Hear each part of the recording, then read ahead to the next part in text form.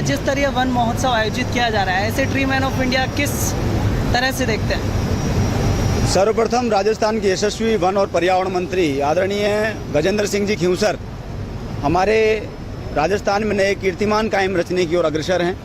निसंदेह रूप से उनका जो ये प्रयास है वो सफल हो, उसके लिए सब तरह से प्रयास चल रहे हैं। और राजस्थान के प्रत्येक उस व्यक्ति को, प्रत्येक उस संस्था को जो पर्यावरण जगत में श्रद्धा का भाव, स्नेह रख कर के और राष्ट्र और समाज के उत्थान में और प्रकृति के संरक्षण और संवर्धन के क्षेत्र में अपना योगदान दे रहे हैं, वो सब बधाई के पात्र हैं।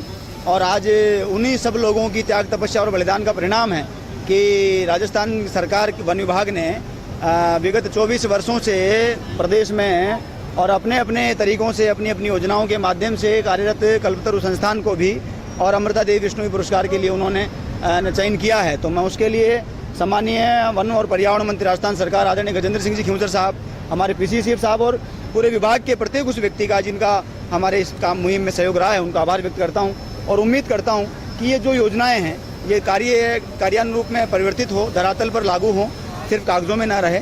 और सही मायनों में जिसके नाम पर ये पुरस्कार दिया जाता है, अमृता देवी विश्नोई, जो महान शहादत दी है उन्होंने पर्यावरण के लिए और जिन्होंने प्रकृति और संस्कृति के संरक्षण और संवर्धन के नाते 363 लोगों के साथ में गर्दनें कटवा दी, ऐसे लोगों को मैं श्रद्धांजलि देता हूँ ऐसे अवसर पर। और ऐसे लोगों से प्रेरणा लेकर के हिंदुस्तान में ऐसे और लोग और प्रकृति को परमात्मा मान करके उसकी सेवा का व्रत लेंगे, ऐसी मुझे पूरी आशा है। जिस तरह से आप पर्यावरण के क्षेत्र में काम कर रहे हैं, क्या लगता है, क्या एक संजीवनी बूटी की जैसे काम करेगा आपके जीवन में ये पुरस्कार?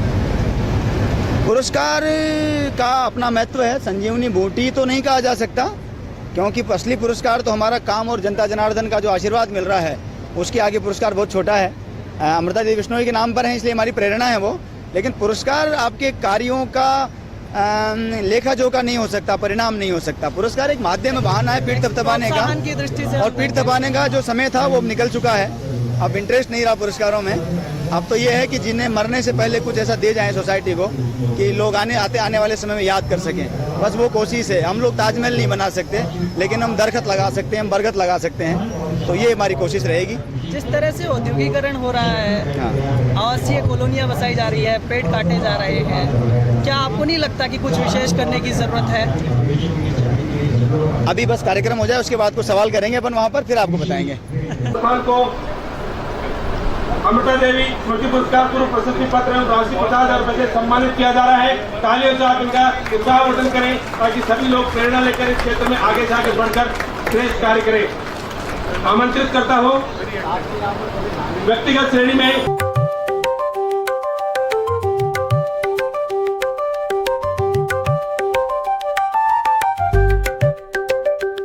आज आपको अमृता देवी पुरस्कार मिला है। पुरस्कार प्राप्त कर आप कैसा महसूस कर रहे हैं? सर्वप्रथम प्रकृति को परमात्मा मान करके और उसके संरक्षण और संवर्धन में जुटे हुए प्रत्यक्ष अप्रत्यक्ष रूप से अपना योगदान देने वाले तमाम संस्थाएं और व्यक्तियों को आज इस बहुत ही शानदार और पावन अवसर पर मैं बधाई देता हूं, साधुवाद देता हूं। और जिन्होंने अमृता देवी विश्नोई की शहादत को जिंदा रखने का काम किया है, उससे प्रेरणा लेने का काम किया है, आगे बढ़ने का काम किया है। राजस्थान सरकार के यशस्वी वन और पर्यावरण मंत्री आदरणीय गजेंद्र सिंह जी खिंवसर साहब के नेतृत्व में आज कल्पतरु संस्थान को ये पर्यावरण के क्षेत्र का, यहाँ प्रदेश का सबसे बड़ा पुरस्कार दे करके हम लोगों को जो गौरवान्वित होने का अवसर प्रदान किया है, उसके लिए मैं पूरी टीम कल्पतरु की ओर से और हमारे जो भी प्रत्यक्ष अप्रत्यक्ष रूप से शुभचिंतक और गायब गाय हमारा हौसला अफजाई करते रहते हैं, उनकी ओर से मैं आपको बधाई देता हूँ, साधुवाद देता हूँ और आभार व्यक्त करता हूँ। और इसी हौसले के दम पर आगे जा करके हम प्रयास करेंगे कि हमारे जो ये लक्ष्य हैं वो हम पूर्ण कर सकें। क्या लगता है कितना प्रोत्साहित करने वाला है? वैसे तो आप पर्यावरण के क्षेत्र में एक अनूठी मिसाल पेश कर रहे हैं। बस यही है कि जो महापुरुष हमारे पूर्वज कर गए हैं उस परंपरा को आगे बढ़ाना है। ऋषि मुनियों ने, तपस्वियों ने ऐसे अनेक कार्य किए हैं और आगे इस प्रकार के कार्य हम लोग करते रहें, बस यही, और 4 लोगों के लिए प्रेरणा बन सकें। आज राज्य स्तरीय जो 69वां वन महोत्सव यहाँ पर आयोजित किया जा रहा है, ऐसे ट्री मैन ऑफ इंडिया किस तरह से देखते हैं? बहुत ही आयोजन शानदार है और जिस तरह की समस्या है उस समस्या को लेकर आयोजन करना अलग बात है।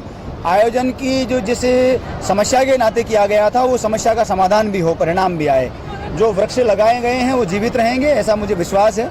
और जो वृक्ष यहाँ लगाने थे और बच गए हैं वो भी लगाए जाएंगे, ऐसा मुझे पूर्ण विश्वास है। क्योंकि सम्मान्य गजेंद्र सिंह जी खिंवसर साहब जो कहते हैं वो करते हैं, ऐसा उनके बारे में मेरा अनुभव रहा है। जिस तरह से आज औद्योगिकरण हो रहा है, आवासीय कॉलोनियों को बसाया जा रहा है, पेड़ों की कटाई हो रही है, औद्योगिकरण के खिलाफ, प्रदूषण के खिलाफ जो जिस प्रकार की CSR की एक्टिविटी नहीं होती थी, हम लोगों ने प्रयास किया, CSR की एक्टिविटी होने लगी है। अन्य जगहों पर जिस प्रकार के प्रयास चल रहे थे उनके बारे में कुछ चीज़ें नई शुरू हुई हैं।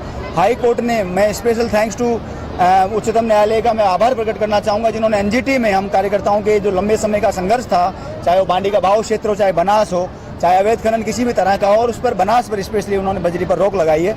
और बजरी पर रोक लगा करके ये जो लोग अपने आप में बाहुबली बने हुए थे उनके मुंह पर एक तमाचा मारा है। तो माननीय न्यायालय उसके लिए बधाई का पात्र है और उसके दम पर कई चीज़ें नई शुरुआत हुई हैं। मुझे पूरा भरोसा है कि आने वाले समय में बहुत ही अच्छे परिणाम भी और इस दिशा में मिलेंगे। क्या आपको नहीं लगता कि कहीं ना कहीं कुछ विशेष करने की जरूरत है इस क्षेत्र में?